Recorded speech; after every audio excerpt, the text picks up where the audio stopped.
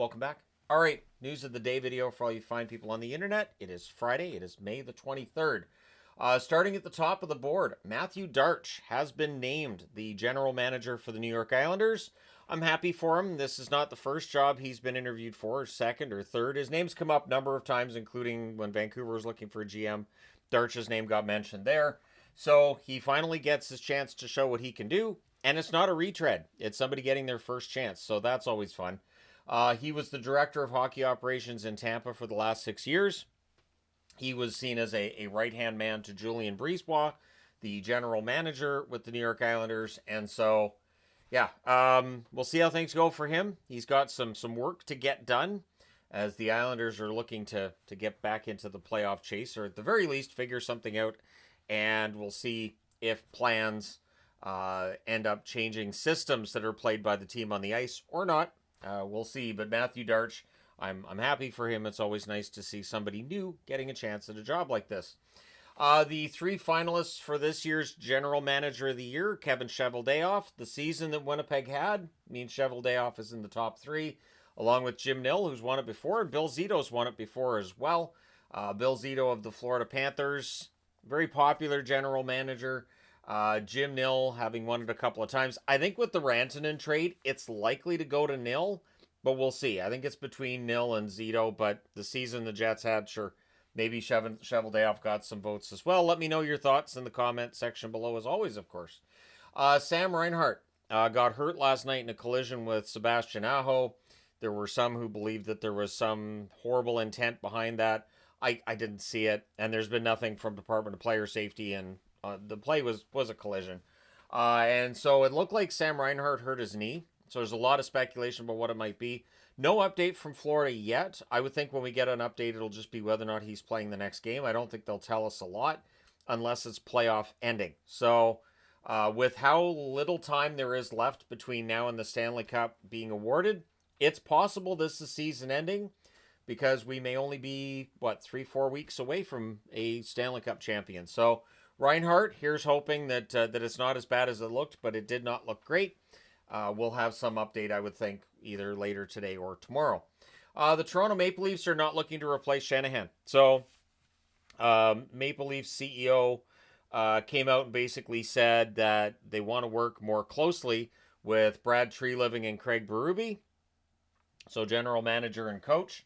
The expectation is this means that Treliving and Berube will have more say in things. There's another side to this, though. This means that from here going forward, if the Leafs do have some problems, there's going to be discussion of, so is the owner meddling a little bit? Is the owner meddling? And that'll be a conversation. It's a conversation point in numerous NHL locations when owners do take that kind of level of interest and have a close relationship with general managers or coaches. It will be a discussion point as to whether or not ownership is overstepping its bounds, all this other fun stuff. Of course, when a team wins, nobody cares, but when a team loses, everybody has to go all forensics about it. So tonight we have Game 2 between the Oilers and the Stars. That starts at 8 o'clock Eastern, 5 o'clock Pacific. Dallas is looking to go up 2-0, and I was surprised to read this today, so I threw this on the board. The Dallas Stars have never led 2-0 in a conference final. I do remember the conference finals they had with Colorado way back in the day, and those teams were so closely matched. So would I be surprised if this series is one apiece coming out of tonight? Not really. I think all the Oilers have to do is close out the game a little better than they did in Game 1. There are no lineup changes for the Edmonton Oilers, so there's two ways to look at this. Either the coach is telling the players he has full faith in them and he's fine, you guys can do what you want, or they're not learning. They're not making the changes that are necessary. So there's one of two ways to look at that. The penalty kill. The Oilers have to be better. In the playoffs, they're at 62.2%. That's not going to get it done. So the Oilers, and in that first game against Dallas, Dallas lit them up. Something Dallas did not do against the Oilers last year in the Western Conference Finals. So we'll see what happens with this one tonight. But Dallas is up 1-0 and looking to make it a 2-0 series lead.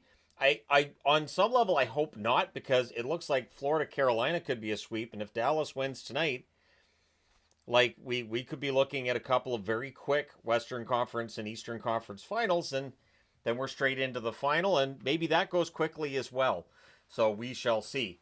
Carolina, and the reason I'm wearing Canes gear, Jordan Stahl, and there's a quote that he made in here that I agree with him on completely 100%. I think it gets underreported a little bit. This game is mental. So meaning that it's a lot of it is in your head. These teams are very similarly talented with one another, but in the playoffs there are teams that the pressure gets to them or they just start second guessing themselves. Now he's also saying he's not worried that negative thoughts are going to enter the Canes locker room, but he does admit that when things are going the wrong way, it is hard not to have those thoughts start to creep in. So for Carolina, they have to fight the mental game. They have to fight the fact that Florida's playing almost flawlessly in this series so far. In fact, the first game that Florida won, Florida approached game 2 like they needed to be better. And this is one of the storylines with Florida that's been ridiculous this year. They play a very good game and they win it, and Paul Maurice is still like, I think we could be better. And his players listen to him and they go out there and they get better. So that's one thing that I think good teams and winning teams are able to do. And for the teams that are right around the middle, sometimes they are happy. They're like, we won the game, we're fine. Why should we worry about cleaning up anything else? We're fine. So yeah, Jordan Stahl's right. This game is mental this time of year, and this is where people say, certain teams are soft. I think it's just some guys have a harder time with the game mentally than others. It's just part of the storyline. And so, yeah, Carolina's going to have to block out the Florida crowd. They're going to have to block out any negative thoughts coming in. And they're going to need a lead on the road in Game 3, or this series could be over very, very quickly. In the AHL tonight, all 3 series are getting back at it. Remember, Charlotte did eliminate Hershey, so there are 3 series still going. Best of 5. So, all of them potential elimination games. Laval's at home against Rochester. Laval leads that series 2-1. And Texas is in Milwaukee. Texas leads that series 2-1. Abbotsford's in Colorado. Abbotsford leads that series 2-1. So obviously I'm crossing my fingers for Abbotsford here. If Abbotsford moves on to the next round, they go to the conference final against, in all likelihood, Texas. I really hope I'm able to see a game here, especially that far along in the playoffs. That would be absolutely ridiculous, and could be a lot of fun too. So crossing my fingers on that one. We'll see what happens in the AHL tonight. But it feels like there's different teams that are still in this. You've got Charlotte, in all likelihood, Laval, Texas, Abbotsford. I like seeing different teams moving along, whether it's in the AHL or the NHL, whichever league. It's fun to see different teams win. In the PWHL, the Minnesota Frost evened their series with Ottawa last night. It was a 2-1 overtime win. Britta Curl got it done. She gets the tying goal and the overtime winning goal. So Britta Curl, who was suspended earlier in the playoffs, she gets both goals in this one and is dragging Minnesota into this. So now the series switches over to Minnesota for games 3 and 4. If game 5 is needed, I believe that one's back in Ottawa. But yeah, PWHL, we may see the Minnesota Frost end up winning back-to-back championships to start off the PWHL's historic run here. So, yeah, we'll see if that happens. Let me know your thoughts in the comment section below, as always. Hit like and subscribe in the event you may not have done so already. It will be interesting to see if, with the hiring of Darche, do the Islanders still look at bringing in Shanahan? Does Darche have any opinion on that? And what are the Islanders going to do with the rest of their organization as well in this offseason? A lot of questions out there, but let me know your thoughts. Hit like and subscribe if you haven't done so already. Thank you guys so much for all your support. I will talk to you again soon.